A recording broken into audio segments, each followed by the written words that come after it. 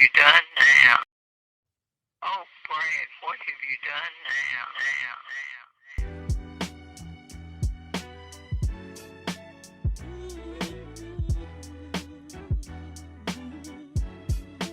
now? Brad Gilmore, ESPN Radio. And we're here talking about Psych 3. This is Gus. I have Maggie Lawson right here joining me. Maggie, how you doing? I'm great. I love your background. The movie. Yeah, it's awesome. So, you know, I'm trying my best here in this virtual world that we're living in. I know. But we're here. We're at Psych 3. And maybe a month ago, I put the entire series on, the whole Psych run. I did a whole rewatch. And it's interesting because I forgot that you weren't in the pilot. Yeah. You came in episode 2. You're like Julia Louis-Dreyfus in Seinfeld. She wasn't in the pilot. She came in episode 2. Right? That's so nice. But yes, yeah. So let me start there real quick. Just kind of your quick genesis of the character. When you saw the script for Psych, your first episode, I think, was the spelling bee. Yeah. What was your first impressions of it? What was your impression of the show? Well, my audition scene was actually the diner scene from Spelling Bee that's in the very, very, very beginning. So when we meet Juliet, and I just learned recently that was just written for the audition. I don't think he ever intended to have it in the script. They just needed something for me to read or for actors to read because it was a new character. Because even though the woman in the pilot, the character's name was Lucinda, and she was having an affair with Lassiter, and so my character was like completely different. And Steve wrote that, and I just remember the back and forth of it is so funny in that scene. But also when I read and when I tested for the character, I read with James, who I didn't know. And he used the voice or a version of the voice he uses in that diner scene. So we kind of cracked up and we got to have it honestly was one of the most fun kind of improv-y auditions I think I'd ever had. And I remember just being like, oh man, I would just give anything to work with people like this. James and Steve was there as well, cause it was so fun and easy and collaborative and very cool. It's just funny because I feel like at that time in my life and also my career, no one was really seeing me for a detective necessarily. I don't think anybody was taking me seriously that way. So the fact that they did, and I just remember reading the script and being like, man, I've not read or seen anything like this before, actually. And I actually think it was the first time we heard, they started calling these 1 hour kind of comedy dramas dramedies. Right. Yeah. And Monk was that at the time or whatever. So it was a whole thing because I love doing comedy too. But at the time I wanted to do something a little more serious. So I still can't believe they saw me for that role or took me seriously in it. But it really was one of the sweetest scenes, that diner scene. Yeah, no, it's actually a really great introduction to the character. Spelling Bee is actually one of my favorite episodes. So good. It's a really good show. Banana. Banana. When you're going through this show, and I'm sure you're having fun on set, everyone loves it. Loves working on it. Audience seems to like it. Did you think they would have the legs that it did go through the 8 seasons? I feel like in the beginning, I did remember thinking okay, this feels different. This feels special. Felt like people-wise, but you meet people and you do pilots or shows. You never know where they're gonna go, and I think it's like a miracle these days, especially on any network show or whatever, that it goes past a season. So at the time, I think we were like, let's just be present in this and enjoy the ride. I remember the first season didn't want to buy a place. Everyone was like, you should buy a place in Vancouver. You guys are going to be there for a while. And none of us wanted to jinx anything. Right. Because we didn't know. We hoped, and it felt really special, but there are all these other factors, that come into play sometimes. So when we first got that season 2 pickup, I think all of us were shocked. None of us but Juliet at that point had ever had a season 2 of a show. Or anything like Psych, definitely, or anything that even had the fan excitement that Psych had. So, I think after that moment, we were like, okay, let's do everything we can to stay here as long as we can. And we're still here. So. And you got me 8 seasons of musical and 3 movies later, right? I mean, We were talking about this the other day too, like how just all the stuff they let us do. Like we remade an entire episode in season 8 that we did in season 1, Cloudy Chance of Murder or whatever. Like who does that? Anyway, but that just says so much about our writers too. And I also think with these movies, you know, we're getting into, especially with Tim and what we deal with him in this movie, there's a lot of like grown up, like Psych's growing up, and there's a lot of life stuff they're bringing into it, even in the chaos and the crazy and the funny that is Psych. I feel like the writers do such a good job of bringing in, you know, that sort of grounding emotional stuff as well. Before they made me, before they wrap me up here, I did want to ask about Juliet's kind of evolution, because for a long time, I feel like you and Kirsten were in a similar role to where you were kind of the straight people on the show, setting up the jokes. And then somewhere around the Talk Derby to me, or maybe that's the first time I noticed it, you really started to kind of dive in and become more of the comedy side for Juliet. Yeah. Did you enjoy that kind of transition and to be a little bit more silly? That was so fun. To be able to do both was so fun, because I feel like I got to like slip into these undercover characters, you know, in Talk Derby or Scary Sherry, or, you know, and go almost like too far with them. And as you said, get to sort of play the comedy, but also have the straight episodes and all that as well, setting up the kind of what you're saying, setting up the jokes. And then also like the Yin Yang trilogy and the Yin stuff with Lassiter. I mean, what they wrote for us was so crazy. Yes, I love comedy and I love doing comedy. So by the end of season 1, when they did Scary Sherry, and then going into season 2, and then definitely by Talk Derby to me, I felt like they were really, really writing to that stuff, which just made it, I mean, it's like every actor's dream, you know, you get to do all of it, which is fun. It was so fun. Yeah, the show's still fun. This is Gus. The end, I won't spoil it, but there's the ending scene there. It's just when y'all, I won't say anything, but there's a scene there that's just complete chaos and crazy. And I absolutely love everything there is to love about it. Thank you. You're so sweet. And I have to just add on to that. I didn't know that James and Dulé, I already know they're both geniuses and they're so funny. You know, this is a different gear that they go into. I was watching, and I won't give anything away either, but I'm sort of in the scene, but a little bit on the outside of the scene for a lot of the scene. And for 2 days, I watched them do some of the craziest, silliest, but like, I mean, it's next level, the comedy they're bringing. It's so good. Anyway, so I'm adding on to what you're saying. Yeah. This is Gus, Psych 3 on Peacock, November the 18th. Maggie Lawson, thank you so much. Brad.